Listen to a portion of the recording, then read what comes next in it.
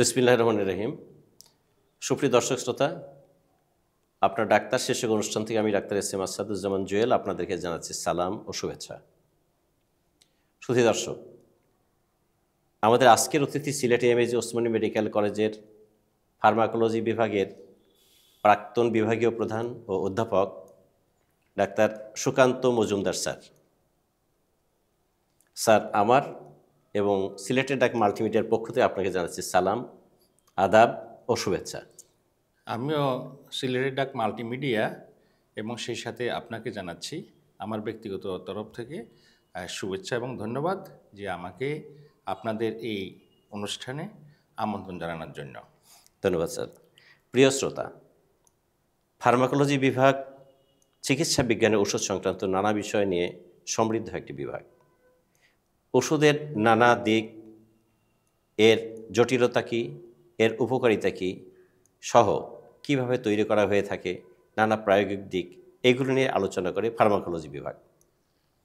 বিশ্বের সাথে সাথে তাল মিলিয়ে বাংলাদেশে এগিয়ে যাচ্ছে ওষুধ শিল্পের নানা দিকপালদের নিয়ে এবং বিভিন্ন প্রতিষ্ঠান নিয়ে বিশ্বের বুকে আজ একটা স্থান করে বা জায়গা করে নিয়েছে। আমরা অত্যন্ত আশাবাদী যে আমাদের এই ঔষধ শিল্পের সাথে সরকারি এবং বেসরকারি উদ্যোক্তা যারা আছেন তাদের সার্বিক সহযোগিতায়, সরকার বাহাদুরের সহযোগিতায় এই শিল্পটিকে আরও যাতে আমরা উচ্চ পর্যায়ে নিয়ে যেতে পারি, বিশ্বের বুকে সর্বোচ্চ স্থানে, এবং আমরা যাতে এই ঔষধ শিল্পের শীর্ষে আরোহণ করতে পারি, এই আমাদের প্রত্যয় থাকবে। সুধী দর্শক শ্রোতা মণ্ডলী, আমরা আজকে এই বিষয় নিয়ে জানবো আমাদের আজকের আমন্ত্রিত অতিথির কাছে। স্যার, এবার আমরা আলোচনায় যাই। আলোচনার প্রথম প্রশ্নে আমরা জানতে চাইব, আমাদের দর্শক শ্রোতাদের উদ্দেশ্যে বলবেন যে এই ফার্মাকোলজি বিভাগ, যে বিভাগে আপনি দীর্ঘদিন কাজ করে এসছেন এবং এখনও আপনি সদ্য রিটায়ারমেন্টে গেছেন, পিআরএলে আছেন, তারপরেও আপনার তো চেষ্টা এবং আপনার কর্মের এখনও স্থিতাবস্থা নেই, এখন কাজ করেই যাচ্ছেন। দীর্ঘদিনের আপনার অভিজ্ঞতা থেকে আমরা জানব, আমাদের শ্রোতা দর্শক জানবে, দেশবাসী জানবে এবং বহির্বিশ্বে যে সমস্ত আমাদের প্রবাসী ভাই বোনেরা আছেন তারা জানবেন যে এই বিভাগটি কী কী কাজ করে থাকেন, অর্থাৎ আপনারা কী কাজ ফার্মাকোলজি বিভাগে করে থাকেন, এই বিষয়ে আমাদের এই বিভাগ সম্পর্কে একটু যদি জানাতেন। আপনাকে ধন্যবাদ এবং সেই সাথে দর্শক শ্রোতা যারা এই অনুষ্ঠানটি দেখছেন তাদেরকেও আমি আমার পক্ষ থেকে, ব্যক্তিগত পক্ষ থেকে আন্তরিক ধন্যবাদ জানাচ্ছি। আসলে ফার্মাকোলজি সাবজেক্টটা সম্পর্কে জনগণের মধ্যে সেইভাবে বহুলভাবে পরিচিত না। জি। কিন্তু আসলে যে এমবিবিএস পড়তে গেলে যে প্রথম এবং মেইন সাবজেক্টটা যেটা সবচেয়ে গুরুত্বপূর্ণ, জি। সেটা হচ্ছে ফার্মাকোলজি। জি। আসলে ফার্মাকোলজি জিনিসটা মূলত আমরা যেটাকে মেডিসিন হিসাবে জানি, জনগণ সবাই জানে যে মেডিসিন শব্দটি সবার সাথে পরিচিত, কিন্তু ফার্মাকোলজি শব্দটা সবার সাথে পরিচিত না। এই ফার্মাকোলজি সবার সাথে পরিচিত না, কিন্তু মেডিসিন নিয়ে তার সমস্ত কাজ কারবার। তাহলে আপনাদেরকে আমি বিষয়টা ক্লিয়ার করি।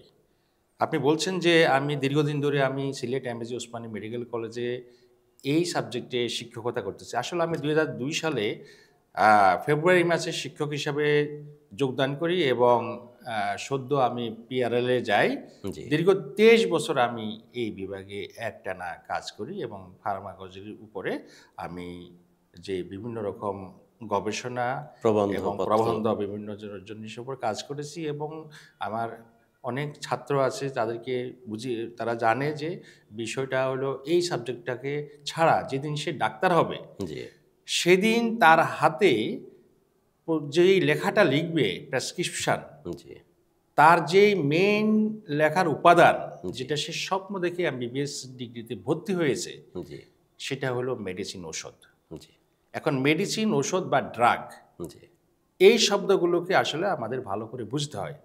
আসলে ফার্মাকোলজি প্রথমে লক্ষ্য করে যে জগতে যত রকম এলিমেন্ট আছে সেগুলো যে প্রাণীজ জগতের, সেখানে হিউম্যান বিং থেকে শুরু করে জি যে জীবাণু, ক্ষুদ্র ক্ষুদ্র জীবাণু, প্রত্যেকটা লিভিং অর্গানিজমের সাথে তার ইন্টারাকশনটা কি হয়, জি এইভাবে হাজার হাজার লাখ লাখ ইন্টারাকশন দেখে জি যখন আমরা দেখেছি যে এটা মলিকুলার সায়েন্স, জি যেটা আমরা একটা ওষুধকে তার সূক্ষ্ম যেটা অনুপরমাণু, যেটাকে জি, আপনারা জি, সবাই জানেন, জি যেটা এটা আবিষ্কার করার পরে এবং তাদের মধ্যে বন্ডিং এবং তাদের আসলে অ্যাকশন তারা কি করে করে জি। এবং রিয়েকশনটা কিভাবে করে, মানুষের লিভিং বিংয়ের সাথে তাদের ইন্টারাকশন কি, জি এগুলোর উপর বিভিন্ন গবেষণাগারে এটা পরীক্ষা করা হয়, পরীক্ষা করা হয়। জি যেখানে 1000 যদি এলিমেন্ট বা ধাতু বা যে কোনো জিনিসকে মলিকুলকে যদি হয়তো পরীক্ষা করে, জি তখন দেখা যায় যে হয়তো একটা এলিমেন্ট পাওয়া যায় যেটা মানুষের দেহে বা মানুষের জন্য এটা পজিটিভ বা ইতিবাচক হিসেবে সে কাজ করে। জি তাহলে এই যে 9,999টি গবেষণা কিন্তু ফেল, জি তারপরে গিয়ে একটি সফল। জি এই জন্য ওষুধ আসলে আবিষ্কার খুবই কস্টলি। এই কাজটি নতুন নতুন যে ওষুধগুলো বাজারে আপনারা দেখতে পাচ্ছেন, জি সেটি মূলত এই ফার্মাকোলজিস্ট আমরা যারা আছি জি তাদের অবদান। তাদেরই এটা অবদান। আপনারা যেই ওষুধগুলো পাচ্ছেন এগুলো কিন্তু তাদেরই অবদান। এখন ওষুধ আবিষ্কার করে এই পর্ব থেকে তখন আমরা ট্রায়াল করি, জি যে ট্রায়াল এখানে আরসিটি বলে, জি র্যান্ডমাইজ কন্ট্রোল ট্রায়াল বলে। জি এই ট্রায়ালের মাধ্যমে 3টা ফেজ ট্রায়াল করে জি যখন এটা প্রমাণিত হয় যে এটা কস্ট বেনিফিট রেশিও বলে একটা শব্দ আছে, জি। অর্থাৎ আমি এটা প্রয়োগ করলে আমি এটা কতটুকু বেনিফিট পাই, তার বিনিময়ে আমার কতটুকু ক্ষতি, এই বিষয়টা বিশ্লেষণ করে যখন দেখা যায় কস্ট বেনিফিট রেশিওতে আমি বেশি পাই, তখন এটাকে আমরা মেডিসিন হিসাবে আমরা বাজারে ছাড়ার জন্য অথরিটির কাছে আমরা যে ড্রাগ হ্যান্ড ওভার করি যে এটা আমরা এই কস্ট বেনিফিট রেশিও পাইছি, আপনারা এটা বাজারে এই সুযোগটা হবে, এই খরচ হবে, এই খরচ হবে, এরকম পরিমাণ ইয়ে হবে, এই জিনিসটা মানুষের এরকম একটা রোগের জন্য কাজে আসবে, আপনারা এটা অনুমোদন দিতে পারেন। তখন এই কাজটির পরে আমরা তখন এই ড্রাগটি তখন নতুন নতুন যে ড্রাগগুলো আপনারা আজকাল বাজারে দেখেন, এই ড্রাগগুলো কিন্তু এইভাবে আসে। আবার দেখেন যে কিছু কিছু ওষুধ কিছুদিন পর আপনার যেমন রেনিডিন জি অত্যন্ত পরিচিত, জি তারপরে পায়োগ্লিটাজন, জি এটা একটা পরিচিত ড্রাগ ডায়াবেটিসের, এটাও মার্কেট থেকে আউট। জি হ্যাঁ, কেন আউট হলো? অর্থাৎ 4 ফেজ হলো যে যেটা মার্কেটে চালু হলো, জি সেই ড্রাগটিকে লক্ষ্য করা, ডাক্তাররা রিপোর্ট করা যে সাইড ইফেক্ট প্রোফাইলটা কি এই ড্রাগটা দেওয়ার পরে, তখন এটা সার্ভিলেন্স, পোস্ট মার্কেটিং সার্ভিলেন্স বলে। জি। এই পোস্ট মার্কেটিং সার্ভিলেন্সে যখন দেখা যায় যে ড্রাগটি যে আমার বিশাল লাভ হলেও যে একটা জীবন হার্টের ক্ষতি করতে পারে এবং হার্টকে বা এমন একটা ক্ষতি করতে পারে যেটা মার্ডার কেসের মতো হয়ে যায়, তখন ওই ড্রাগটি অনেক উপকার করা সত্ত্বেও ওই ড্রাগটা মার্কেট থেকে তুলে নেওয়া হয়। এটা পোস্ট মার্কেটিং সার্ভিলেন্স। এইভাবে একটি ড্রাগ যখন লম্বা সময় ধরে কাজ করে, লম্বা সময় মার্কেটে থাকে, তখন ওই ড্রাগটি বহুলভাবে প্রমাণিত হয় যে এটা একটা উপকারী ড্রাগ। এখন হলো যে ড্রাগ ফার্মাকোলজিতে 4টে বিষয়ের উপর নজর রাখা ফার্মাকোলজিস্টরা ড্রাগ করে। একটা হলো প্রিভেনশন, যেমন আমরা ভ্যাকসিন দিই। আরেকটি হলো আমরা ডায়াগনোসিস, যেমন আমরা আগে খাদ্যনালীকে আমরা আলসার আছে না ক্যান্সার আছে দেখার জন্য বেরিয়ামিল আমরা খেয়ে আমরা একটা এক্সরে করতাম, এক্সরে করে দেখতাম যে আলসার আছে কিনা বা কোনো গর্ত আছে কিনা, তো এটা ডায়াগনস্টিক পারপাসে আমরা করি। আরেকটা ওষুধ আমরা তৈরি করি যে আমরা যেমন ডায়াবেটিস, অ্যান্টিহাইপারটেনসিভ, এই রোগগুলো কিন্তু আমরা শেষ করতে পারি না। তো এই রোগগুলোকে কি করতে হবে? এই রোগগুলোকে আমরা আমাদের দেহের সাথে মানিয়ে রাখতে হবে এবং তারা যেন মাথা চাড়া দিয়ে আমাদেরকে স্ট্রোক করতে না পারে, আমাদেরকে হার্ট অ্যাটাক করতে না পারে, আমাদের কিডনি যেন ক্ষতি না করতে পারে, তখন আমরা তাকে কন্ট্রোল করি। এই কন্ট্রোল রাখার জন্য আমরা কিছু ড্রাগ যেমন অ্যান্টিহাইপারটেনসিভ ড্রাগ, তারপরে অ্যান্টি ডায়াবেটিক ড্রাগ, এগুলো আমরা কন্টিনিউ, অ্যান্টি ক্যান্সার ড্রাগ। রুগীরা তখন জানতে চায় যে ডাক্তার সাহেব রোগটা কি শেষ হবে না? না, এই রোগটি শেষ হওয়ার নয়, তাকে দাবিয়ে রাখতে হবে, আমার কন্ট্রোলে রাখতে হবে। এটা কন্ট্রোলমূলক ড্রাগ। আর সর্বশেষ হলো কিউরেটিভ ড্রাগ। এই কিউরেটিভ ড্রাগ হলো আমরা যে সকল রোগগুলো আমরা সমূলে বিনাশ করতে পারি, যেমন আমাকে একটা জীবাণু, আমাকে বিভিন্ন রকম জীবাণু, ইকোলাই জীবাণু আছে, বিভিন্ন রকম জীবাণু আছে, আমাদের পুষ টুস তৈরি করে, আমাদেরকে ইনফেকশন করে, হ্যাঁ, ইনফেকশাস ডিজিজ আমরা বলি, টিবি আছে। এই সকল জীবাণুগুলোকে আমরা সমূলে মূলোৎপাটন করতে পারি, এটাকে বলি আমরা কিউরেটিভ। এই পারপাসগুলো সার্ভ করে অ্যান্টিবায়োটিক, হ্যাঁ, জাতীয় ঔষধগুলো। তো এখন এই যে আমরা এই ড্রাগগুলো এখন এই তো আমরা ড্রাগটা জানলাম, এই ড্রাগটিকে আমি এটাকে মেডিসিনে রূপান্তর করতে হবে। ড্রাগ আর মেডিসিন কিন্তু সেম জিনিস না। ড্রাগ হলো এইখানে সে অনেকগুলো তার কোনো মানুষে ব্যবহার করবে, ড্রাগ হইলে সেটা কিন্তু ব্যবহার করা যাবে না। তার জন্য দরকার ডোজ, তার জন্য দরকার যে এটাকে প্রিজার্ভ করতে হবে। আমি আজকে এখন তৈরি করলে এখনই খাওয়া যাবে না। তা আমাকে এটাকে তখন আমাকে যখন মেডিসিনে রূপান্তর করতে হয়, তখন সেখানে হয়তো আমার ড্রাগ লাগবে সামান্য একটু মাইক্রো মিলিগ্রামে, তখন আমি এটাই কিন্তু একটা ট্যাবলেট বা একটা ক্যাপসুল বানাইতে পারি না। তখন তার সাথে আমি অন্যগুলো যেটাকে বলে, হ্যাঁ, যে বাইন্ডার, তারপরে এক্সপেন্ডার, তারপরে হলো স্লাইডিং করার জন্য, তারপর গ্লাইডিং করার জন্য সাসপেন্ডিং এজেন্ট, নানাবিধ, তারপর ফাউল স্মেল দূর করার জন্য আমরা বিভিন্ন উপাদান মিলিয়ে আমরা এটাকে তখন যে এইটা হলো যে ফার্মেসি, যেটাকে আপনারা ফার্মেসি সাবজেক্ট হিসাবে জানেন, এটা আমাদের এই ফার্মাকোলজির অন্তর্গত একটি বিষয়, বিভাজিত সাবজেক্ট। যে ফার্মেসি, তাদের কাজ হচ্ছে ড্রাগটাকে তারা মেডিসিন করবে, মেডিসিন আকারে হয়। এই মেডিসিনটা হলো 7 ধরনের এখানে আছে, সলিড, ক্যাপসুল, ট্যাবলেট, আর সেমি সলিড, ক্রিম, অয়েনমেন্ট, তারপরে লিকুইড, আমাদের যে আমরা সিরাপ, তারপরে সাসপেনশন আমরা দেখি, আর একটা হলো গ্যাসিয়াস, যেটা আমরা ইনহেলার আমরা মেরে থাকি এবং অক্সিজেন নিয়ে থাকি, এগুলো হলো গ্যাসিয়াস। এই 7টা ফর্মে ফার্মাসিউটিক্যাল কোম্পানিগুলো যেটা ফার্মাসিস্টরা করে থাকে, এটাও কিন্তু ফার্মাকোলজিস্টের যে একটা আমাদের একটা সাবজেক্ট। আর যে অংশটুকু আমাদের, যেটা আপনারা মেডিসিন স্পেশালিস্ট হিসাবে চিনেন বা যাদেরকে জানেন, ওনারা মূলত রোগটাকে ডায়াগনোসিস করে ক্লিনিক্যাল যে মেডিসিনের অ্যাপ্লিকেশন, সেই অ্যাপ্লিকেশন ওনা এটাকে বলে ক্লিনিক্যাল। আমাদের সাবজেক্টে এই অংশটুকুকে বলা হয় ক্লিনিক্যাল ফার্মাকোলজি। অর্থাৎ একটি ড্রাগ আমাদের স্টুডেন্টরা দেখে, এই ড্রাগটি এই রোগে দেওয়া হয়েছে এবং এটার ফলাফল রোগীরা হাসপাতালে গিয়ে প্রত্যক্ষ করে, এটা হলো ক্লিনিক্যাল ফার্মাকোলজি। ছাত্ররা প্রত্যক্ষ করে, আর মেডিসিন স্পেশালিস্টরা ওয়ার্ডে এটা প্রয়োগ করে, তারা এটা অবজার্ভ করে। আর আমাদের যে ড্রাগগুলো আসলে আমরা ভিভো এবং ভিট্রো বলে একটা শব্দ আছে, অর্থাৎ ভিতরে দেহের ভিতরে কীভাবে কাজ করে আর বাইরে যেটা দেখানো হয়, হ্যাঁ, যেটা ভিট্রো আমরা বলি, যে বাইরে দেখানো হয়, সেটাকে আমরা ওই যে এক্সপেরিমেন্টাল ফার্মাকোলজিতে, এটাকে আবার বলি আমরা এক্সপেরিমেন্টাল ফার্মাকোলজি। সেখানে আমরা দেখাই একটি ড্রাগ কিভাবে মাসল কন্ট্রাকশন করে, কিভাবে প্রেশারটা, এই ড্রাগে কিভাবে প্রেশারটা উঠে নামে, কি করে, এটা তারা অবজার্ভ করতে এক্সপেরিমেন্টাল ফার্মাকোলজিতে। অর্থাৎ একটি ড্রাগ যখন আমার দেহে দেওয়া হয়, কি পরিমাণে দেওয়া হয়, এই জিনিসটা একজন MBBS গ্রাজুয়েট ডক্টর বুঝতে পারে যে এই ড্রাগটি এইভাবে কাজ করে, এই পদ্ধতিতে কাজ করে, এই তার গতিবিধি, যেখানে আমরা বলি যে রিসেপ্টর। এখানে মেনলি আমাদের কাজ হচ্ছে রিসেপ্টর।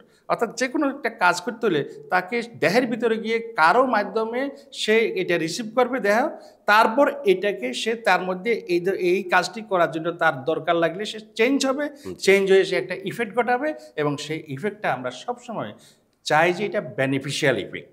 কিন্তু সবসময় বেনিফিশিয়াল চাইলে আমার চাইলেই তো তারা সেভাবে কাজ করবে না, হতে পারে। তখন যে সকল কাজগুলো তারা করেই যায়, সেটার মধ্যে যেগুলো আমাদের বেনিফিশিয়াল সেগুলোকে আমরা আমাদের বেনিফিটের জন্য আমরা ইউজ করি, কিন্তু যেগুলো আমরা চাই না অথচ হচ্ছে, সেগুলোকে আমরা বলি আনওয়ান্টেড ইফেক্ট, যেটাকে আমরা সাইড ইফেক্ট, সিরিয়াস হলে টক্সিসিটি ইফেক্ট, আর মা খাইলে যদি বাচ্চাদের ক্ষতি হয় তারাকে বলি টেরাটোজেনিক ইফেক্ট। আবার কোনো ড্রাগ আছে আগে থেকে কেউ বলতে পারে না তার কি হবে, সেটাকে বলে ইডিওসিনক্রেসি, যেটা ড্রাগ নেওয়ার ফলে হঠাৎ করে রোগী অজ্ঞান হয়ে মরে গেল অথবা শ্বাসকষ্ট শুরু হয়ে মরে গেল, উপক্রম হলো, তাকে আমরা বলি অ্যানাফাইল্যাক্সিস।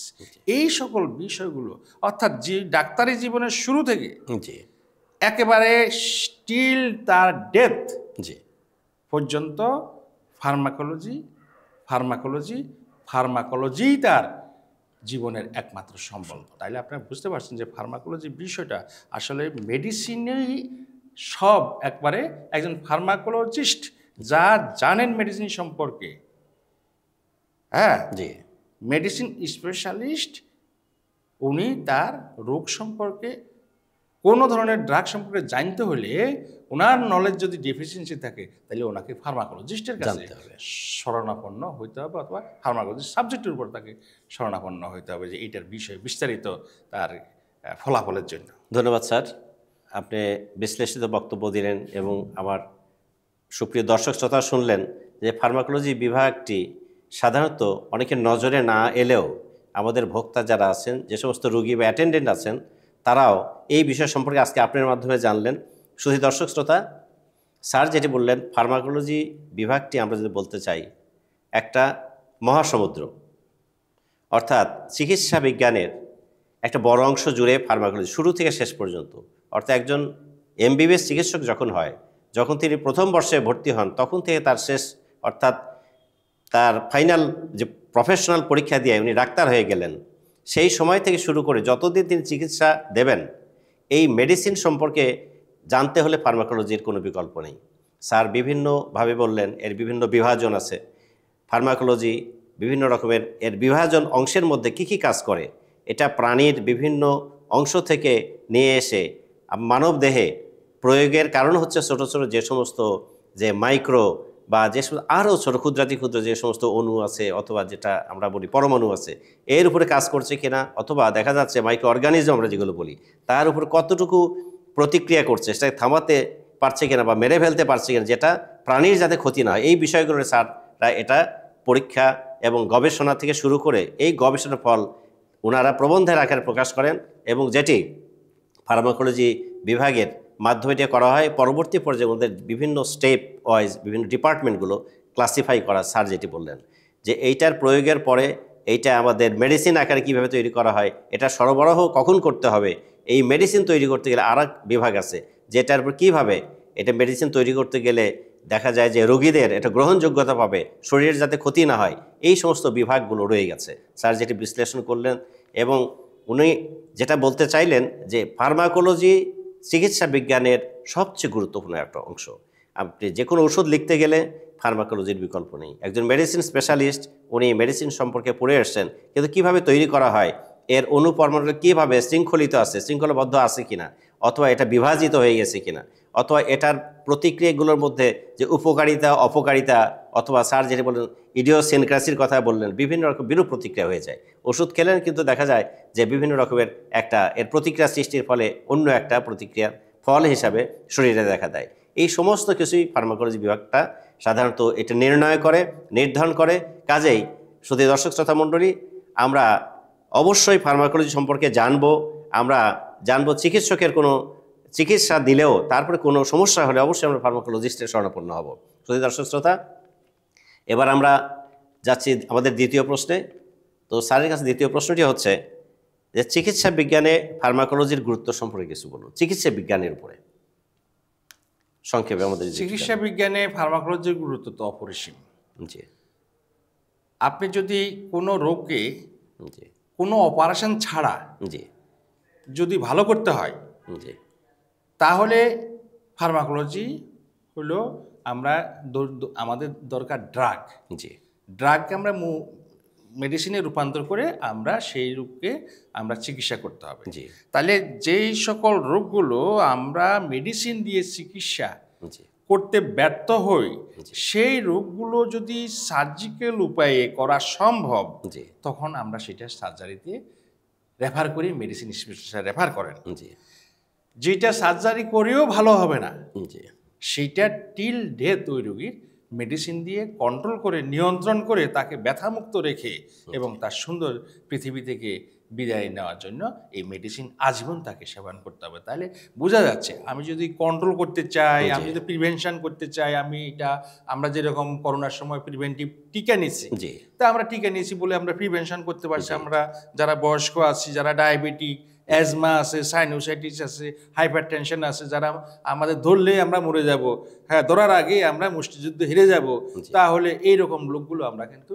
টিকা নিয়ে কিন্তু বেঁচে আছি। তাহলে আমরা যে বেঁচে আছি, এই পৃথিবীতে টিকে আছি, হ্যাঁ আমরা কিন্তু সেই জন্য ফার্মাকোলজিস্টদের কাছে আমরা মানব জাতি হিসাবে, আমি নট বিং এ ফার্মাকোলজিস্ট, কিন্তু আমি সকল মানব জাতির ঋণী থাকা উচিত এই ফার্মাকোলজিস্টদের কাছে, যে আপনারা নিরলস পরিশ্রম করে যাচ্ছেন, আপনাদেরকে শতকোটি আপনাদের সালাম। এটা আমরা মানব জাতির পক্ষ থেকে আমি ফার্মাকোলজিস্টদের জানাই, কিন্তু আমি সেই ক্ষেত্রে আমি মানব জাতির একটি অংশ হিসেবে জানাচ্ছি। অতএব আপনি বুঝতে পারছেন যে ফার্মাকোলজি হইল চিকিৎসা বিজ্ঞানে এবং মানব জাতির জন্য রক্ষা কবচ, রক্ষা কবচ, এর বিকল্প কিছু নাই। ধন্যবাদ স্যার, সুন্দরভাবে আপনি বললেন। শুধু দর্শক শ্রোতা, স্যার যেটি বললেন যে চিকিৎসা বিজ্ঞানের শুরু থেকে শেষ পর্যন্ত, আগের বক্তব্যে তিনি আগের প্রশ্নের উত্তরে বলেছেন, আবার বললেন যেটা মেডিসিন দিয়ে সম্ভব না, যে রোগ সারানো, যেটার জন্য শল্য চিকিৎসা বা সার্জারি করার প্রয়োজন আছে, এটি ছাড়া, এবং শল্য চিকিৎসাতেও দেখা যায় শল্য চিকিৎসা দেওয়ার পরের অংশটা যখন তার ঘাড় শুকানো থেকে শুরু করে বিভিন্ন রকমের উপশম করার, যে সমস্ত আমাদের রোগ ব্যাধি কমানোর জন্য, ব্যথা কমানোর জন্য, অথবা দেখা যায় যে এই হিলিং করার জন্য বা এটা শুকায় আনার জন্য এই ক্ষতটা, এটাও কিন্তু ফার্মাকোলজির উপরে নির্ভরশীল, কারণ মেডিসিন লাগবে। কাজেই দেখা যাচ্ছে শুরু থেকে শেষ পর্যন্ত মানব জাতি যেটির উপর নির্ভর করে, দেখা যায় অপারেশন ভালো হচ্ছে না, তখনও পরবর্তী পর্যায়ের জন্য ফার্মাকোলজিস্টদের উপর নির্ভর করতে হয়। শুধু দর্শক শ্রোতা, অথবা আমরা বুঝতে পারছি যে ফার্মাকোলজিস্টদের ভূমিকা বিশ্বে প্রথম আমরা বলবো, এটি রক্ষা কবচ হিসাবে স্যার যেটি বললেন, এটা স্বীকৃত, সবাই জানে, কিন্তু আমরা যারা জানি না, এখন থেকে আমরা বুঝবো অবশ্যই ফার্মাকোলজিস্টদের এই স্থানটি রক্ষা কবচ এবং প্রথম দিকেই আমরা রাখতে চাই। ধন্যবাদ স্যার, সুন্দরভাবে আপনি বললেন। তো আমার তৃতীয় প্রশ্ন হচ্ছে স্যার, প্রান্তিক ও শহুরে নানা জনগোষ্ঠী ওষুধের দোকান থেকে চিকিৎসকের ব্যবস্থাপত্র ছাড়াই অ্যান্টিবায়োটিক ওষুধ ক্রয় করে, এর বিরূপ প্রতিক্রিয়া সম্পর্কে আপনি যদি কিছু একটা বলেন।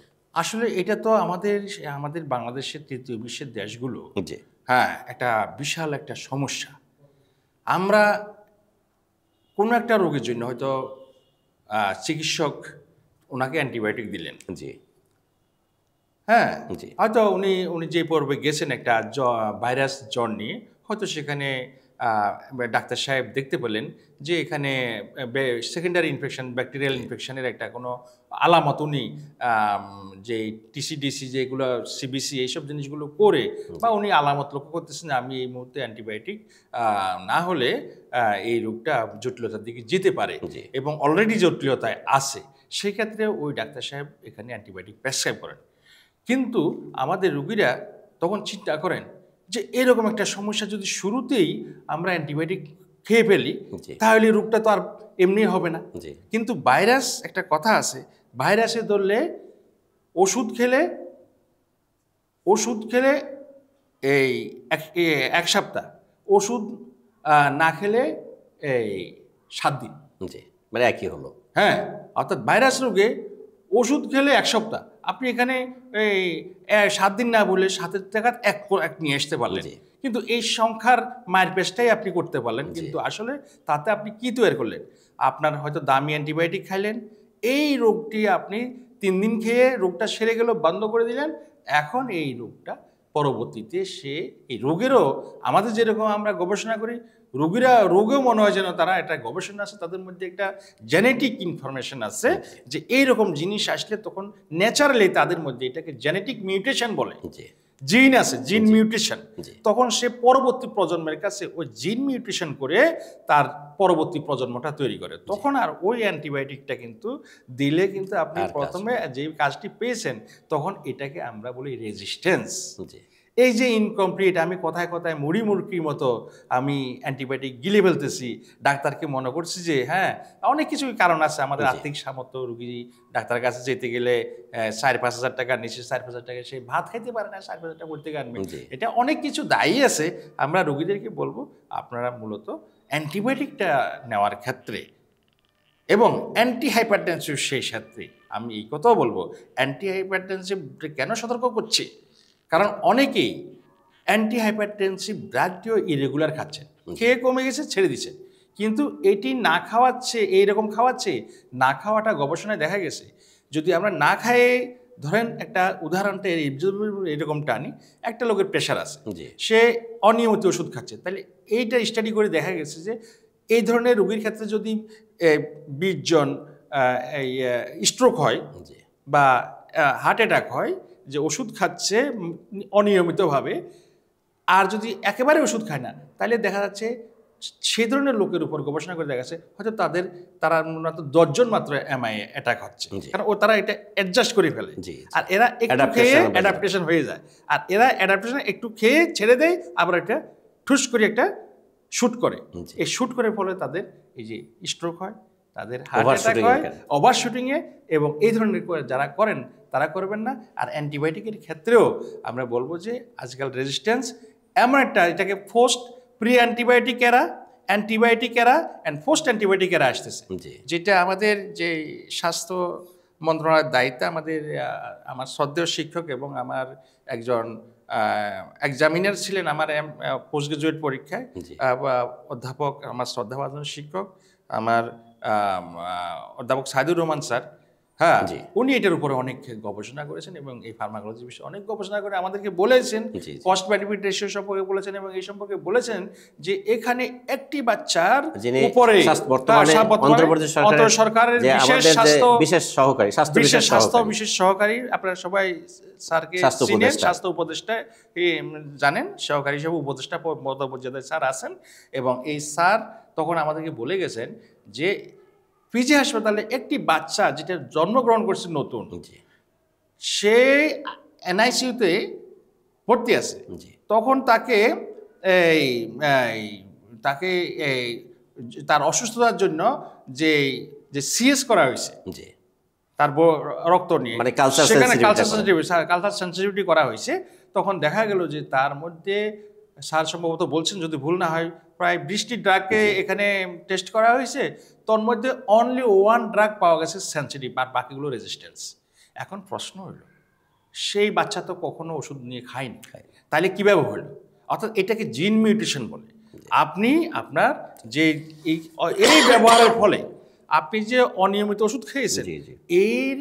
এই রেজিস্ট্যান্সের এর প্রতিক্রিয়া কিন্তু আপনার নেক্সট বাচ্চার উপরে জেনারেশনের যাচ্ছে। কাছেও কিন্তু চলে যাচ্ছে, এবং আপনি যেই প্যাটার্নের উপরে এই ড্রাগটি কাজ করে, ওইটা ওই জীবাণুগুলো তাদের জিন মিউটেশনের মাধ্যমে তারা এটা শিখে ফেলছে, যার জন্য ওই বাচ্চার উপর কোনো কাজ হয় না। এই জন্য বলা হচ্ছে যে আগামী আর সেই দিন বেশি দূরে নয়, সবাই যদি সতর্ক না হন, এটা যদি শুধু আপনারা ওষুধ অনিয়মিত খাচ্ছেন অ্যান্টিবায়োটিক, এটা দায়ী না, আরও দায়ী আছে আমরা যেরকম যেভাবে মুরগির মতো আমরা পোলট্রি শিল্পে আমরা যেভাবে ইউজ করতেছি, জি, জি। সেগুলো দায়ী আছে, অনেক কিছু দায়ী আছে। তবে আমার দিক থেকে অন্যের সমস্যাটা অন্যের কি করতেছে সেটা চেয়ে বেশি ছিল আমি কি করা উচিত। যদি এই বক্তব্য আসে, তাহলে আমি প্রিয় দর্শক শ্রোতা, আপনারা যারা ধৈর্য ধরে এতক্ষণ আমার কথাগুলো শুনছেন, আপনারা নিজেরা যদি সতর্ক হন এবং আপনার পরিবারকে সতর্ক করুন যে এইভাবে খাওয়া যাবে না, আমি ডাক্তারের এখন বিভিন্ন রকম প্রেসক্রিপশন অনুযায়ী খাবো, আর প্রাথমিকের বিভিন্ন রকম পরামর্শ আমরা বিভিন্ন মোবাইল কোম্পানি বা বিভিন্ন রকম চ্যানেলগুলোতে, আমরা ইউটিউবে আমরা এইসব স্বাস্থ্য কথনগুলো যদি শুনে ফেলি, তাহলে আপনারা কিন্তু এই অ্যাবিউজটা আমরা রক্ষা করতে পারবো এবং জাতিকে রক্ষা করতে পারবো। ধন্যবাদ স্যার, সুন্দর আপনি বললেন। শুধু দর্শক শ্রোতামণ্ডলী, স্যার যেটি বললেন যে ঔষধ হাতের কাছে দোকান পেলেই সেই ওষুধের দোকান থেকে বা ফার্মেসিতে কিনে খাওয়া যাবে না, এবং অ্যান্টিবায়োটিকের ক্ষতিকারক দিক সম্পর্কে স্যার যেটি বললেন যে অ্যান্টিবায়োটিক এমন একটা রোগ যে প্রয়োজনে অপ্রয়োজনে ফার্মেসি থেকে কিনে নেওয়া যাবে না। কোনো কোনো ক্ষেত্রে ভাইরাসের কথা স্যার যেটি বললেন যে ভাইরাল রোগে আক্রান্ত ব্যক্তি ঔষধ খেলেও 7 দিন, না খেলে 7 দিন, অর্থাৎ এই ভাইরাসের উপর অ্যান্টিবায়োটিক কোনো কার্যকারিতা নেই। কাজেই অনেকে ঘুরিয়ে বলেন, স্যার যেটি বিশ্লেষণই করলেন যে কেবল 7 দিন, কেবল 1 সপ্তাহ, মূলত একই কথা। কাজেই কথায় কথায় এই অ্যান্টিবায়োটিকের উপর নির্ভরশীল হওয়া যাবে না, এবং এই নির্ভরশীলতা কমিয়ে আনতে হবে। তাহলে নির্ভরশীল হতে গেলে একজন আপনার হাতের কাছে যিনি অন্ততপক্ষে MBBS ডাক্তার আছেন তার শরণাপন্ন হতে হবে। এছাড়া আমাদের Sylhet MAG Osmani medical college, আমাদের টার্সিয়ারি লেভেল হাসপাতাল সিলেট বিভাগের, আমরা যেটা সবাই ধরুন নীলমণি যেটা বলি, সেখানে গেলে আমাদের বহির্বিভাগ অন্তর্বিভাগ 2 বিভাগই আছে। বহির্বিভাগেই আমাদের বিশেষজ্ঞ চিকিৎসকগণ এখনও বসেন, অন্ততপক্ষে MBBS তো আসেনি, কাজে তারা এটা আপনার রোগ নির্ধারণ করে অ্যান্টিবায়োটিক লাগবে কি লাগবে না সেই বিষয়গুলো নির্ধারণ করবে। কাজেই আপনাদের অযথা অর্থের অপচয় না করে একজন সংশ্লিষ্ট এমবিবিএস ডাক্তারের কাছে অথবা বিশেষজ্ঞ ডাক্তারের শরণাপন্ন হবেন, তাহলে আমাদের এই জটিলতাটা কমে আসবে। পাশাপাশি স্যার যেটি বললেন যে শুধু অ্যান্টিবায়োটিক নয়, আমাদের উচ্চ রক্তচাপ কমানোর জন্য বা অ্যান্টি হাইপারটেনসিভ ড্রাগস আমরা যেটা বলে থাকি, এটা সেবনের ক্ষেত্রে আমাদের সতর্ক থাকতে হবে। অনেকেই দেখা যায় যে কথায় কথায় ওষুধ কিনে ফেললেন বা কোনো সংশ্লিষ্ট চিকিৎসকের এমবিবিএস ডাক্তার হোক অথবা বিশেষজ্ঞ চিকিৎসক তার মাধ্যমে রোগ নির্ণয় করে ওষুধ খাচ্ছেন, পরবর্তী পর্যায়ে আর যান না অথবা এটার পরিমাপও করেন না ঠিকমতো, ওষুধ বন্ধ করে দিলেন, এতে করে ক্ষতির সম্ভাবনা বেশি থাকে। এবং স্যাররা যেহেতু এই বিষয় নিয়ে এটা রিসার্চ করেন, গবেষণা করেন এটা নিয়ে, তারা দেখছেন যে যারা একেবারেই খায় না, যে উচ্চ রক্তচাপের জনিত যে ঝুঁকির মধ্যে যারা থাকেন বা উচ্চ রক্তচাপ জনিত রোগী যারা খান না, তাদের ক্ষতির চেয়ে যারা ইরেগুলার বা নিয়মিত না ওষুধ খান না, তাদের ক্ষতিটা বেশি। কাজে এই ব্যাপারে যারা অ্যান্টিবায়োটিক কথায় কথায় নিচ্ছেন বা খাচ্ছেন বা সংগ্রহ করছেন, আবার অ্যান্টি হাইপারটেনসিভ এবং উঁচু রক্তচাপ জনিত যে সমস্ত রোগগুলো হয়ে থাকে, কমপ্লিকেশন জটিলতা হয়, এই ধরনের রোগী যারা উঁচু রক্তচাপ ভুগছেন, তাদের এই ধরনের অনিয়মিত ওষুধ খাওয়া যাবে না। দর্শক শ্রোতা, আমরা আশা করি স্যারের কথাবার্তার মধ্যে আমরা যা জানলাম, আমরা যা শিখলাম, আশা করি এটা আমরা দেশে বিদেশে যারা শুনছি তারা অবশ্যই এই জিনিসগুলো আমরা মনে রাখবো এবং পালন করব। ধন্যবাদ সুধী দর্শক। স্যার, এবারে প্রশ্ন আমরা আসতে চাই প্রশ্নে, সেটা হচ্ছে ছোট বড় নানা ওষুধ প্রস্তুতকারী কোম্পানি ঔষধ তৈরি করছে আমাদের দেশে, অথচ ভোক্তাদের অভিযোগ ঔষধ পূর্ণমাত্রায় কাজ করে না। এই বিষয়ে আপনি সংক্ষেপে যদি একটু বলেন। ধন্যবাদ। এটা একটা অত্যন্ত গুরুত্বপূর্ণ বিষয়। আসলে একটা ঔষধ যখন বাজারে আসে, জি, সেটি মানসম্মত কিনা, জি, প্রত্যেক মানসম্মত এটা দেখার দায়িত্ব কিন্তু সরকারের। জি, সেখানে একটি ড্রাগ যখন বানানো হয়, তার সেখানে সঠিক মাত্রায় আছে কিনা, তার কোয়ালিটি ঠিক আছে কিনা, সেজন্য সরকারের প্রত্যেকটা যে ওষুধ প্রস্তুতকারী প্রতিষ্ঠানের জি, কোয়ালিটি কন্ট্রোল জি, একটা জরুরি কোয়ালিটি কন্ট্রোল মেশিন বা যেই মান নির্ণয়ের ইকুইপমেন্টগুলো দরকার, এটা খুবই দামি, কস্টলি। তো এখন যদি ওষুধ তৈরি করছে, এটাকে বাজারে যদি এই ফাঁকটা যদি আমরা ফাঁকি দিয়ে যেতে পারি, তাইলে এখানে কিন্তু একটা মুনাফা করার কোম্পানির একটা ভালো সুযোগ থাকে। কিন্তু যখন ওইটা করা হয় তখন কোয়ালিটি ঠিক না থাকে, যদি দেখা যায় যে কোয়ালিটি ঠিক না হলো, তখন এই ড্রাগটি আবার কত রকম ঝামেলার মধ্যে পড়ে যাবে। তো এটাকে যদি আমরা বাজারে চালু করে দিতে পারি, হ্যাঁ, যে পাবলিকে যাই হোক, তখন এটা আসলে এখানের সাথে কিন্তু দুর্নীতি এবং অসাধুতা একটা বিষয়। আসলে মানুষ, এই পৃথিবীর বিষয় হলো সাধু এবং অসাধু, অন্ধকার এবং আলো, এই দুটো জিনিস থাকবে। যে দেশ সাধুতাকে বা সত্যটাকে লালন করবে, সেখানে সত্য জিনিস প্রকাশিত হবে, সেখানে এই সকল বিষয়গুলো কোয়ালিটি কন্ট্রোল হবে। যে দেশ এই জিনিসগুলোকে, যাদের দায়িত্ব এটাকে কন্ট্রোল করার দায়িত্ব, তারা যদি না করে, এটা কোম্পানি যে ওষুধ তৈরি করে সে বাঁচার চেষ্টা করে প্রথমে, কারণ এখানে হিউজ ইনভেস্টমেন্ট, হিউজ লোন থাকে, সে বাঁচার চেষ্টা করে। কিন্তু বাঁচার চেষ্টা করে একসময় যখন সে নাম করতে পারে মার্কেটে, এবং এই নাম করাটা এত সহজ না, তাকে বিভিন্ন রকম তার ডাক্তারের কাছে যাইতে হয়, ফার্মেসির কাছে যাইতে হয়, তার প্রচার উইংস আছে, খরচে তাকে সেমিনার করতে হয় কোম্পানির। এখানে ওষুধের পিছনে যা না, সেটা মার্কেটে চালাইতে গিয়ে তার বিশাল একটা অংশ কিন্তু এই ক্ষেত্রে তার এই যে সরকার একটা ফ্যাক্টরি বসাবে, সেখানে সরকার থেকে অনুমোদন নেবে, এখানে কিন্তু বিশাল, আমরা তো সংক্ষেপে দোষ দিয়ে যাই, কিন্তু এটা একটা বিশাল বাজেটের ব্যাপার। এবং এর সাথে সংশ্লিষ্ট যারা, তো তারা যদি নীতি নৈতিকতা, এবং শুধু নীতি নৈতিকতার বিষয় না, অনেক সময় চাপ আছে, তাপও আছে। এই চাপ সহ্য সবাই কিন্তু করতে পারে না, আবার চাপ সহ্য না করলে মরেও যেতে চায় না। বেশ, এটাকে বলে কম্প্রোমাইজ থিওরি। অনেক সময় কম্প্রোমাইজ করে সব কিছু করে। তা আমরা ছোট কোম্পানিগুলোকে দোষ দিলে হবে না। দোষটা আমাদের সবার মধ্যে, চরিত্রের মধ্যে লুকাই আছে, নৈতিকতার জিনিসটা। আমরা শুধু, আপনি বুকে হাত দিয়ে বলতে পারেন, আমরা শুধু অন্যের দোষগুলো সবসময় খুঁজে বেড়াই। তাইলে প্রত্যেকে যদি অন্যের দোষ না দেখে নিজের দোষগুলো যদি একটু খুঁজে দেখতাম, তাইলে সম্ভবত সমাজটিকে আর এত কিছু করতে হইতো না। তো এই বিষয়টা আমরা এখন তাদেরকে দোষ দিই। তারপরও হয়েছে যে অনেক কাঠখড় পুড়িয়ে আমরা জানি যে কিছু কোম্পানি, যেমন top 10 company, Beximco company, Square company, Acme company, তারপরে এসিআই কোম্পানি, তারপরে হইলো এসকেএফ কোম্পানি, এই যে নামকরা কোম্পানিগুলো, বিকন কোম্পানি, ইনসেপ্টা কোম্পানি, এরকম নামকরা যারা বাজারে নাম হয়েছে তাদেরকে আমরা এরপরে আবার নির্ভর করতেছে আপনার যে প্রোডাক্টটা, এই প্রোডাক্টটা যে যে যে আপনার যে র ম্যাটেরিয়ালস যেটাকে বলি, সেটা ইন্ডিয়ার হইলে এক ধরনের কাজ করে, চায়না হইলে এক ধরনের কাজ করে, চায়নাতে আবার বিভিন্ন রকম আছে, ইউরোপের হইলে তাদের একটা আবার আবহাওয়ার উপর, আবার জাপানি হইলে আরেক ধরনের মানদণ্ড আছে। এখন যে ওষুধের দাম যখন বেড়ে যায় তখন কিন্তু কোনো কোম্পানির ওষুধের দাম কিন্তু অনেক বেশি, কোনো ওষুধের দাম অনেক কম। তারা যদি ইন্ডিয়া থেকে মাল আনে অথবা চায়না থেকে মাল আনে অথবা অখ্যাত কোনো দেশ থেকে উৎস থেকে মাল আনে তাহলে খরচ পড়ে কম, কিন্তু যখন ইউরোপ থেকে কোয়ালিটি কন্ট্রোল করে নিয়ে আসে তখন কিন্তু দাম পড়ে বেশি। তাহলে বিদেশি ওষুধগুলো, দামি ওষুধগুলো যখন লেখা হবে তখন আমাদের পাবলিকের সেইটা কেনার ক্ষমতাও তো থাকতে হবে। অতএব তখন দেখা যায় যে কোন ওষুধগুলো কম দামি আছে, দাম কম, সেটা কোনো কোনো কোম্পানির কম দামে বাজারে বিক্রি করে। তো এই বিষয়টা আসলে পদ্মার অন্তরালের বিষয়। এটা আমরা শুধুমাত্র এককভাবে কাউকে দায়ী করে হবে না, সেটা টোটাল একটা সিস্টেমকে আমরা ডেভেলপ করতে হবে এবং সবাই সতর্ক থাকতে হবে। আমরা যে নতুন নতুন যে কম্পিটিশন তৈরি হয়েছে, যে আমাদের যে নতুন ছোট ছোট কোম্পানি তারা হয়তো নতুন বাজারে, আপনি হয়তো তারটা অনেক ভালো, কিন্তু সে যেভাবে প্রচার তো হলো অন্য জিনিস। আপনি একটা মিথ্যাকেও সত্য প্রমাণ করতে পারবেন, সেটা প্রচারের উপরে। আবার একটা অখ্যাত জিনিসকে আপনি বিখ্যাত বানাই ফেলতে পারেন, সেটা প্রচারের উপরে। প্রচার সেলটা হলো আলাদা বিষয়।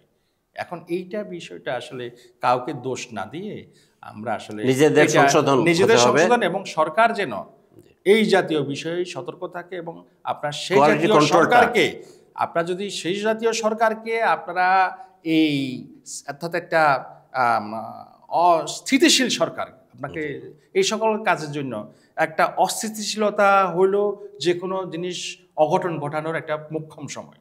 তো আপনি এইসব জিনিসগুলো অস্থিতিশীল সময় সবচেয়ে বেশি থাকবে। সেই জন্য উন্নত দেশগুলো দেখেন, তাদের মধ্যে একটা যে দলে আসুক তাদের একটা কাজের, যেমন একটা ব্রিজ বানাইলেন আমাদের দেশে, কি দাঁড়াইলো, অমুক জায়গায় অমুক ব্রিজটা বানাইলো, আপনি প্রায় কমপ্লিট, কিন্তু এখন এটা কোনো কাজে আসবে না, কারণ সে আমার পার্টির ছিল না। এই যে আমরা এইরকম একটা জিনিস, আমরা প্রায় হয়তো 10 কোটি জায়গায় 9 কোটি খরচ হয়ে গেছে, এখন এটাকে আমরা করছি। এইরকম আমাদের অনেক যে মানসিকতাগুলো, এরকম মানসিকতাগুলো আমাদের, ধন্যবাদ, আমরা এই কোয়ালিটি সম্পন্ন আপনারা যেটা আশা করতেছেন হয়তো সেটা দেখা ভবিষ্যতে হবে, কাউকে দোষী করে লাভ হবে না। ধন্যবাদ স্যার, সুন্দরভাবে আপনি বিশ্লেষণ করলেন এই বিষয়টা। শুধু দর্শক শ্রোতামণ্ডলী, স্যার যেটি বললেন যে শুধু কোম্পানিকে দায়ী করলে হবে না, প্রথম কথা কোয়ালিটি কন্ট্রোলের জন্য সরকারের নির্দিষ্ট যে মন্ত্রণালয়, নির্দিষ্ট যে অধিদপ্তরগুলো আছে, সেই অধিদপ্তর, স্বাস্থ্য অধিদপ্তর আমরা বলি, বা উপরের সচিবালয়ে যে সমস্ত অন্যান্য উইংগুলো আছে, এগুলো সতর্ক থেকে, এবং ভিজিলেন্স টিম যেগুলো আছে, যে আমাদের দেশের বিভিন্ন যে কোম্পানিগুলো বিভিন্ন সেক্টরে বিভাজিত হয়ে গেছে, এবং এটা প্রতিনিয়তই যদি আমরা ওটা তদারকিতে রাখি এবং এদের কোয়ালিটি, ওষুধপত্রের কোয়ালিটি কী ধরনের হচ্ছে, বড় বড় কোম্পানিগুলো টপ 10 যেটা বললেন স্যার, অনেকগুলো নামও বললেন, এই কোম্পানিগুলোর ভেতরেও আবার দেখা যায় যে তাদের নিজস্ব যে প্রোডাক্টগুলো আছে সেটা আবার র ম্যাটেরিয়ালস কেনার ব্যাপারে, কাঁচামাল যেটা বিদেশ থেকে, বিভিন্ন দেশ থেকে আসে, বিশ্বের ইউরোপিয়ান কান্ট্রিগুলোতে বা ইউভুক্ত যে সমস্ত দেশগুলো আছে সেখান থেকে আনলে কোয়ালিটি কন্ট্রোলের মাধ্যমে দামটা বেশি পড়ে। আবার দেখা যায় যে এখানে আমাদের পাশের দেশ ভারত অথবা চায়না, চীন থেকে অথবা অন্যান্য যে সমস্ত আশেপাশের দেশ থেকে কম পয়সায় যে সমস্তগুলো অনেক সময় কেনা যায়, তাদের দামটা অনেক সময় কম পড়ে। আবার দেখা যায় যে অনেক ক্ষেত্রেই যে বিভিন্ন কোম্পানিগুলো তাদের প্রচারণা সেলটা অনেক বড় করে ফেলে, হয়তো ওষুধের মানটা খুব ভালো না হলেও চলার মতো এগুলো বড় বড় আকারে প্রচার করে থাকে, অথচ বড় বড় কোম্পানির খুব ভালো ওষুধও আছে, উন্নত মানের ব্র্যান্ড যেগুলো হিসাবে পরিচিত, বিশ্বে পরিচিত, বা যেটা বিদেশে এক্সপোর্ট করছে আমাদের দেশের ওষুধ কোম্পানিগুলো, অনেক ওষুধ সারা বিশ্বের অনেকগুলো দেশে, প্রায় 120-25টা দেশে এটা রপ্তানি হয়ে থাকে। এটা আমাদের গর্বের ধন, আমরা এই জন্য গর্বিত। তবে সবার একটা মূল নীতি থাকা উচিত, নিজেদের মধ্যে নৈতিকতা লালন করা, দেশপ্রেম লালন করা। এর ভিত্তিতে ছোট হোক বড় হোক, একটা কোম্পানি দুটো প্রোডাক্ট নিয়ে, দুটা ওষুধ নিয়ে যাত্রা করে, তার ভবিষ্যৎ অবশ্যই ভালো যদি সে নৈতিকতার মধ্যে থাকে, যেটা জনবান্ধব হবে, যেটা গণবান্ধব হবে, যেটা দেশের জনগণের জন্য এবং আমাদের যে সমস্ত প্রান্তিক জনগোষ্ঠী আছে, যে সমস্ত শহুরে জনগোষ্ঠী আছে, সবার উপকারে আসে। এবং দেখা যাবে এই মননশীলতা, এই মনমানসিকতা আমরা যদি এগিয়ে যাই, অবশ্যই আমাদের দেশের ওষুধ শিল্প একদিন সারা বিশ্বের মধ্যে ইনশাল্লাহ সর্বোচ্চ চূড়ায় আরোহণ করবে বলে আমরা বিশ্বাস রাখি। শুধু দর্শক শ্রোতা মণ্ডলী, আমরা আমাদের আলোচনার শেষ পর্যায়ে এসে গেছি। শেষ প্রশ্ন করে স্যার আমরা বিদায় নিতে চাচ্ছি, সেটা হচ্ছে ঔষধ শিল্পে বাংলাদেশি কি যথেষ্ট নাকি বিদেশ নির্ভরতা দরকার আছে?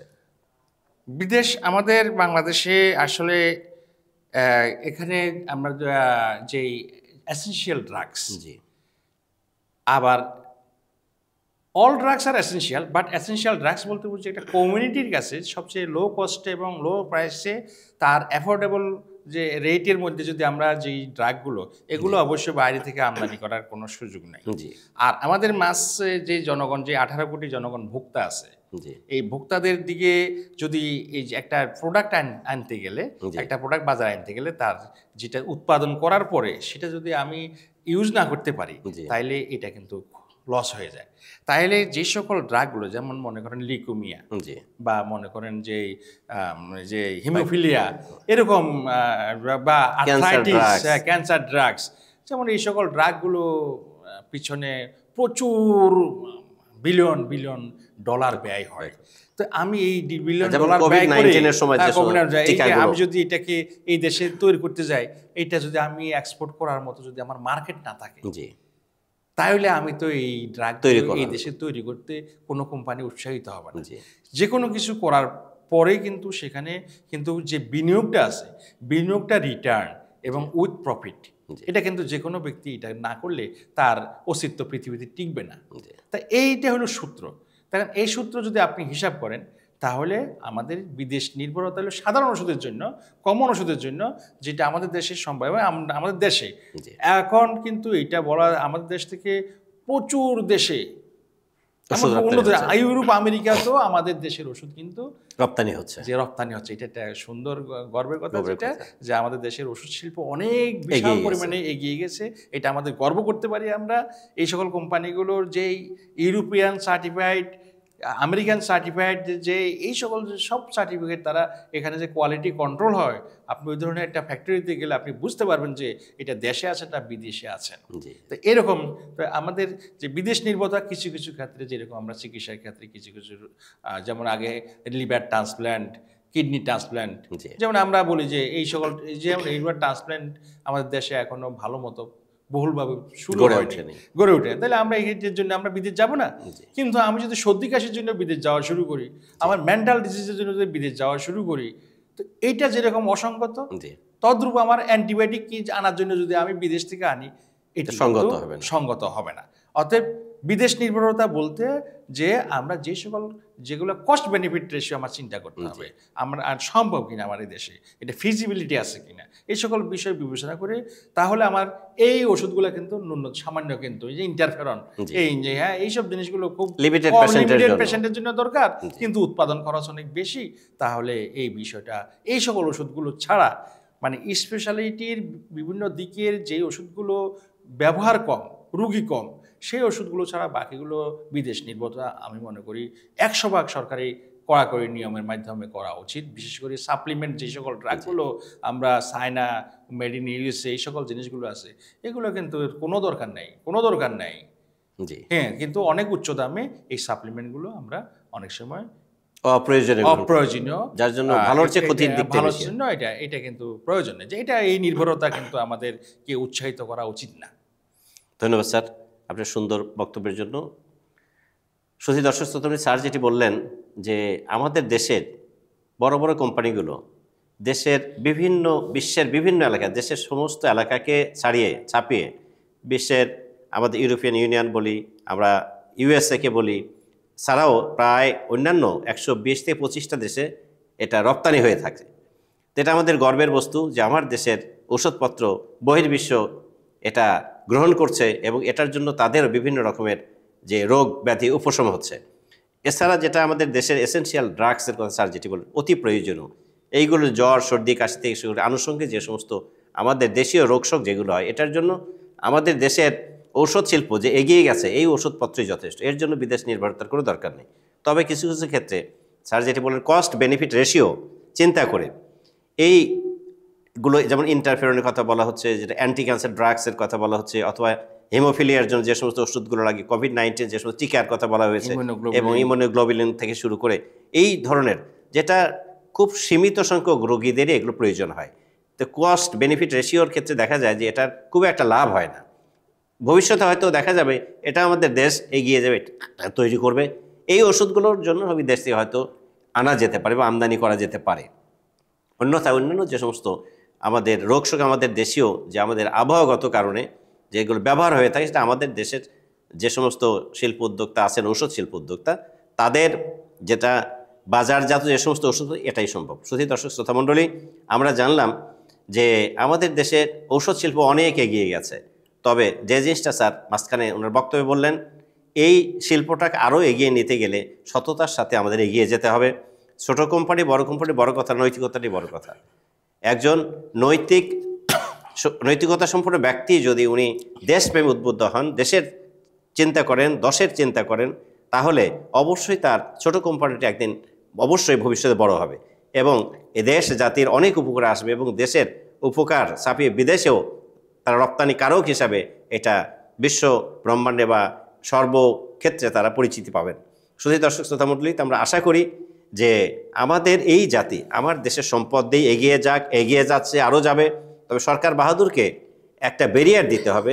কিছু কিছু ঔষধপত্র অপ্রয়োজনীয়ভাবে যে ইউএসএ বা চায়না থেকে যে সাপ্লিমেন্ট কিছু আসে, সাধারণ জনগণের মধ্যে যেহেতু ধারণাটা কম, কাজেই আমাদের আজকের এই বক্তব্যের মাধ্যমে আমরা জানাতে চাই সরকার বাহাদুরকে বা সংশ্লিষ্ট ব্যক্তিরা যারা এর সাথে জড়িত আছেন এবং ইন্টারিম গভর্নমেন্টকেও বলতে চাই এই দিকটা নিয়ে, যে স্বাস্থ্যক্ষেত্রের চেহারা আরও পাল্টাতে হলে কিছু কিছু অপ্রয়োজনীয় ঔষধ, যেমন সাপ্লিমেন্টের কথা স্যার বললেন, চীন থেকে আসে, আমেরিকা থেকে আসে, এগুলো শরীরের উপকারের চেয়ে ক্ষতিকারক দিকটা এর বেশি ক্ষতি করে থাকে। এমনকি ক্যান্সার পর্যন্ত অনেকের হয়ে থাকে অপ্রয়োজন, যেটা দেহের মধ্যে যে সাপ্লিমেন্টগুলো রয়ে গেছে, যে এলিমেন্টগুলো বা মৌলিক উপাদানগুলো রয়ে গেছে, আবার অজান্তে যদি এটা অধিক হয়, স্বাভাবিকভাবেই যে জিনগত মিউটেশন আমরা যেটা বলি, স্যার প্রথমেই বলছেন ওনার বক্তব্যে যে জিন মিউটেশনের কারণে যেটা অ্যান্টিবায়োটিকের 5 দিন 7 দিন 10 দিন খাওয়ার কথা, সেখানে 3 দিন খেলে এই মিউটেশন হয়ে এই আদি যে জিন তার প্রজন্ম তৈরি করে, পরবর্তী পর্যায়ে এটা অন্যদিকে মোড় নিয়ে দেখা যায় যে ওইটা ড্রাগটা রেজিস্ট্যান্ট হয়ে যায় এবং ক্ষতির কারণ হয়। শুধু দর্শক শ্রোতা মণ্ডলী, আমরা এতক্ষণ আমাদের স্যারের জ্ঞানগর্ভ আলোচনা শুনলাম, যে ফার্মাকোলজি বিষয়টি মূলত কি আমরা জানতে পারলাম।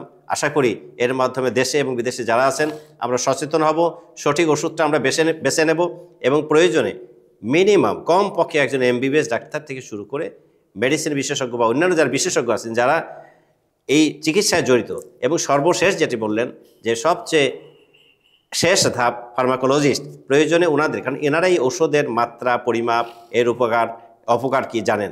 কাজে আমরা ফার্মাকোলজিস্ট স্যারদেরও স্বর্ণমগ্ন হতে পারি এবং সঠিক ডাক্তার আমরা গ্রহণ করতে পারি। শুধু দর্শক শ্রোতা মণ্ডলী, আমাদের অনুষ্ঠান এখানেই শেষ করছি। স্যার যাওয়ার আগে আপনি অনেক কষ্ট করে আসছেন, আপনাকে ধন্যবাদ জানাচ্ছি আমার পক্ষ থেকে এবং সিলেটেড ডাক মাল্টিমিডিয়ার পক্ষ থেকে আবারও আপনাকে অভিনন্দন জানাচ্ছি, ফুলের শুভেচ্ছা জানাচ্ছি এবং আমাদের সবার পক্ষ থেকে, আমাদের টেকনিক্যাল যারা হ্যান্ডস আছেন এবং আমাদের প্রতিষ্ঠানের পক্ষ থেকে আপনাকে আদাব জানাচ্ছি। আপনি ভালো থাকুন, সুস্থ থাকুন। আমিও আপনাদেরকে সিলেটেড ডাক মাল্টিমিডিয়া এবং সেই সাথে আপনাকে এবং দর্শক শ্রোতা মণ্ডলী যারা এতক্ষণ ধৈর্য ধরে শুনছেন, তাদেরকে আমার অন্তরের কৃতজ্ঞতা এবং ধন্যবাদ জ্ঞাপন করে শুভেচ্ছা জানিয়ে আজকে আমিও বিদায় নিচ্ছি। ধন্যবাদ স্যার। শুধু দর্শক শ্রোতা মণ্ডলী, আমাদের অনুষ্ঠান এখানে শেষ করছি। অনেকক্ষণ ধৈর্য ধরে আপনারা শুনলেন আমাদের আজকের অতিথির আলোচনা। আগামী সপ্তাহে একই সময়ে আপনাদের সামনে হাজির হব অন্য কোনো অতিথিকে নিয়ে। সে পর্যন্ত আপনারা সবাই ভালো থাকুন, সুস্থ থাকুন, নিরাপদে থাকুন। আল্লাহ হাফেজ। এরকম আরও ভিডিও পেতে সিলেটেড ডাক মাল্টিমিডিয়ার সাথেই থাকুন।